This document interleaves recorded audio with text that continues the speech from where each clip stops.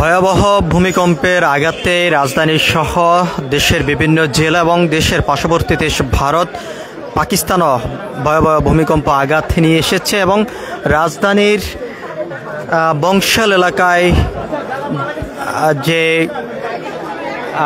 এলাকায় সাততলা ভবনের রেলিং ভেঙে পড়েই তিনজনের প্রাণহানির ঘটনা ঘটেছে এবং সেই ঘটনাকে কেন্দ্র করে আশপাশে যে সকল পুরাতন ভবনগুলো রয়েছে ব্যাপক একটা আতঙ্ক বিরাজ করছে। আমরা আপনাদেরকে সেই বিষয়টা একটু দেখানোর চেষ্টা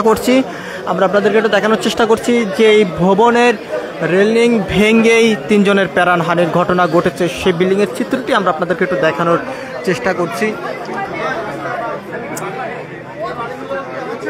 আপনারা দেশ রূপান্তর ক্যামেরার মাধ্যমেই যে সাততলা ভবনটি দেখতে পাচ্ছেন, এই ভবনের সর্বশেষ উপরের যেই ভবনটি রয়েছে, অর্থাৎ যে চারটি রয়েছে, এই ছাদের রেলিং ভেঙে পড়েই এখানে তিনজনের প্রাণহানির ঘটনা ঘটেছে এবং তাদেরকেই উদ্ধার করেই মিটপুর হাসপাতালে নেওয়া হয়েছে, এমনটি এখানকার স্থানীয়রা জানিয়েছেন এবং অনেকে যেমনটি অভিযোগ করে বলেছেন। এক কথা বলা যায়, পুরান ঢাকার বেশিরভাগ ভবন পুরান, যার কারণে অনেকটা আতঙ্ক বিরাজ করে যাচ্ছে। এদিকেই এই ঘটনাকে কেন্দ্র করেই ব্যাপক আকারেই পার্শ্ববর্তী যে সকল ভবনগুলো রয়েছে ভবনে আতঙ্ক বিরাজ করে যাচ্ছে এবং বিভিন্ন স্থান থেকে লোকজন দেখার জন্য ভিড় করে যাচ্ছেন।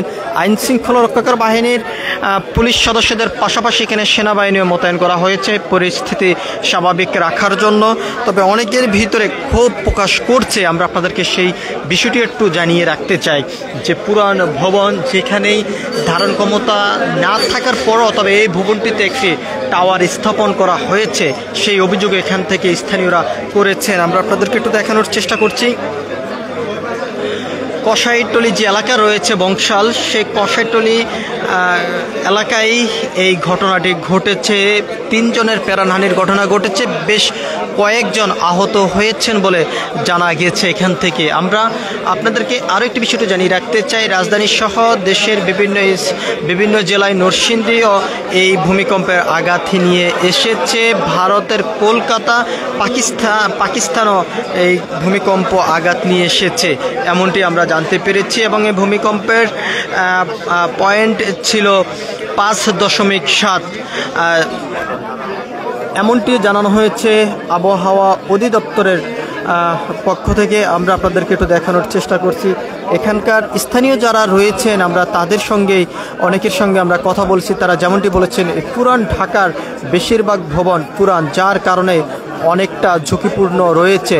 তবে এখান থেকে রাজুকের পক্ষ থেকে যেমনটি জানানো হয়েছে যে পুরান ঢাকার যে সকল পুরান ভবনগুলো রয়েছে, যে সমস্ত ভবন পাটল সৃষ্টি হয়েছে অর্থাৎ পাটল ধরেছে, সে সমস্ত ভবনগুলো তারা পর্যবেক্ষণ করছেন এবং পর্যবেক্ষণ করে সে সমস্ত ভবনগুলো তারা লিস্ট করার জন্য চেষ্টা করে যাচ্ছেন একটি প্রতিনিধি দল, এমনটি জানানো হয়েছে। আমরা আপনাদেরকে একটু দেখানোর চেষ্টা করছি সরাসরি রাজধানীর যে বংশাল এলাকা কসাইটলি যেই গলি রয়েছে সেই গলি থেকে যুক্ত হয়ে এই গলির এই সাততলা ভবনে যে উপরের যেই ছাদের যেই রেলিং রয়েছে সেই রেলিং ধসে পড়ে তিনজনের প্রাণহানির ঘটনা ঘটেছে। আমরা এমনটি এখান থেকে জানতে পেরেছি। তাদেরকে উদ্ধার করে মিটপুর হাসপাতালে নেওয়া হয়েছে, বেশ কয়েকজন এখানে আহত হয়েছেন, এমনটি এখানকার স্থানীয়রা তারা বলেছেন। তবে বাড়ির মালিক যারা রয়েছেন তাদের পক্ষ থেকে যেমনটি জানানো হয়েছে, এটি হাতে